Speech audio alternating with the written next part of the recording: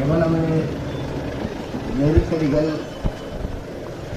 அழுத்தங்கள் கொடுத்தாலும் அவர்கள் கொடுக்கிற அழுத்தங்கள் எங்களை ஆவேசப்படுத்தும், அரசியல்படுத்துமே ஒழிய அச்சைப்படுத்தாது, ஒருபோதும் அச்சப்படுத்தாது. அச்சத்தை கைவிடு, இல்லை என்றால் லட்சியத்தை கைவிடு என்று போதித்த எங்களுடைய தலைவர் மேதகு பிரபாகரன் அவர்களுடைய வழியில் துணிந்து பயணிக்கிற வீரர்கள் நாங்கள் எங்கள் மொழியை, சிதைந்து அழிந்து கொண்டிருக்கிற எமது தாய்மொழியை மீட்சி வர வைக்க வேண்டும் என்று எண்ணுகிறோம். தமிழ் மீட்சியே தமிழர் எழுச்சி என்கிறார் மொழி ஞாயிறு தேவநேய பாவாணர். நீங்கள் பார்க்கிறீர்கள், சங்கம் வைத்து தமிழ் வளர்த்தவர்கள் நமது முன்னவர்கள், மூதாதையர்கள். இப்போது தமிழகத்தின் தமிழ் தெருவில் தமிழ் இருக்கிறதா என்பதை நீங்கள் எண்ணி பார்க்க வேண்டும். நாம் நம்முடைய கடைகளில் விளம்பர பலகையில் கூட நம் தாய்மொழி இல்லை. தமிழ் எழுத்து இருக்கும், ஆனால் ஆங்கில உச்சரிப்பு இருக்கும். அது ஒரு புது மொழி. 50,000 ஆண்டுகளுக்கு மூத்த ஒரு இனத்தின் பிள்ளைகள் நம் தாய்மொழியை நம் கண்முன்னே சிதைந்து அழிவதை நாம் பார்த்து கொண்டிருக்கிறோம். இப்படித்தான் தாய்மொழி தமிழோடு சமஸ்கிருதம் கலந்து பேசி 1800 ஆண்டுக்கு முன்பு கன்னடர்களாக மாறினார்கள். பிறகு 1600 ஆண்டுக்கு முன்பு தெலுங்கர்களாக மாறினார்கள்.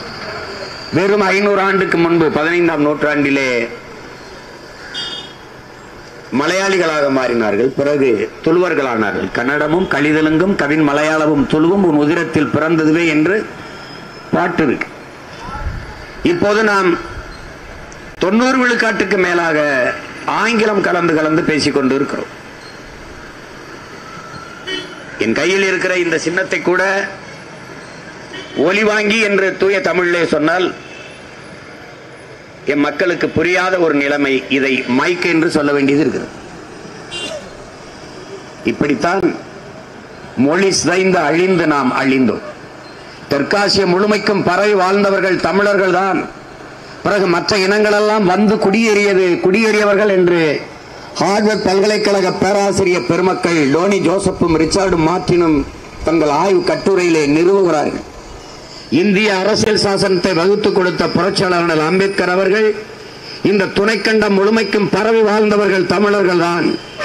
இந்த நாட்டை என் நாடு என்று சொந்தம் கொண்டாடி கொள்ள ஒரே ஒரு இனத்திற்குத்தான் உரிமை உண்டு, அது தமிழ் இனத்திற்குத்தான் என்று குறிப்பிடுகிறார்கள். அப்படி இமயவரை பரவி இருந்த ஒரு இனம் இன்றைக்கு காலடியிலே குறுகி சிதைந்து அதிகாரமற்ற அடிமைகளாக வாழ காரணம் என்ன? நாம் அடிமைகள் என்பதை நீங்கள் ஏற்க மறுக்கிறீர்கள். தன் தாய் நிலத்தில் தன் தாய்மொழியில் படிக்க முடியாது, பேச முடியாது, படித்தால் வேலை கிடைக்காது என்கிற நிலை இருக்குமானால் அந்த இனம் உலகத்தில் மிக மிக கீழான அடிமை இனம்.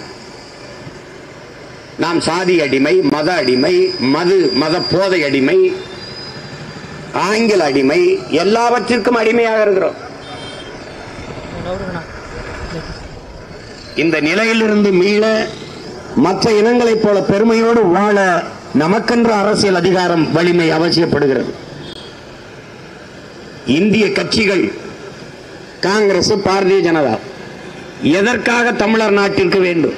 யாராவது ஒருவர் இதற்காக, இந்த ஒரு காரணத்திற்காக தமிழ்நாட்டிற்கு இது தேவை, இந்த கட்சிகள் தேவை என்று சொல்லுங்கள் பார்ப்போம். உங்கள் மொழிக்காக நிற்பார்களா? உங்கள் உரிமைக்காக என்றைக்காவது நின்றிருக்கிறார்களா? எதற்காகவாவது? கல்வி மாநில உரிமை, மாநில பட்டியலிருந்து அதை பொதுப்பட்டியலுக்கு எடுத்துக்கொண்டு வைத்துக்கொண்டு அவர்களிடத்திலே அனுமதி வாங்கினால்தான் நீங்கள் மருத்துவக் கல்லூரி திறக்க முடியும். உங்கள் தாய் நிலத்தில் வழக்காடு மன்றத்தில் உங்கள் தாய்மொழியில் வழக்காடுகிற உரிமை பெற முடிந்ததா? ஆனால் பீகார், ராஜஸ்தான் அங்கெல்லாம் அவர்கள் தாய்மொழியில் வழக்காடுகிறார்கள். ஒரு வழக்காடுகிற உரிமை கூட இல்லை. உங்கள் இறைவன், உங்கள் கடவுள், உங்கள் தெய்வம், கட்டியவன் கோயிலை கட்டியவன் நமது முன்னவர்கள். நம் இறைக்கு முன்பு நம் தாய்மொழியில் நாம் வழிபாடு செய்ய முடியாது. அங்கே தேவாரம், திருவாசகம், திருப்புகழ், திருப்புகழ் எதுவும் பாடப்படாது. 12 திருமறைகள் ஓதப்படாது. தாய்மொழியில் வழிபாடு இல்லை, தாய்மொழியில் வழக்காட முடியாது, தாய்மொழியில் எழுத படிக்க தெரியாத ஒரு தலைமுறை உருவாகிவிட்டால் ஒரு இனம் எப்படி வாழும் என்கிற கேள்வியை நீங்கள் பார்க்க வேண்டும். வரலாறு நெடுகிலும் நீங்கள் பயணித்து பாருங்கள், எத்தனை மொழிகள் சிதைந்து அழிந்திருக்கு, அழிக்கப்பட்டிருக்கு என்று.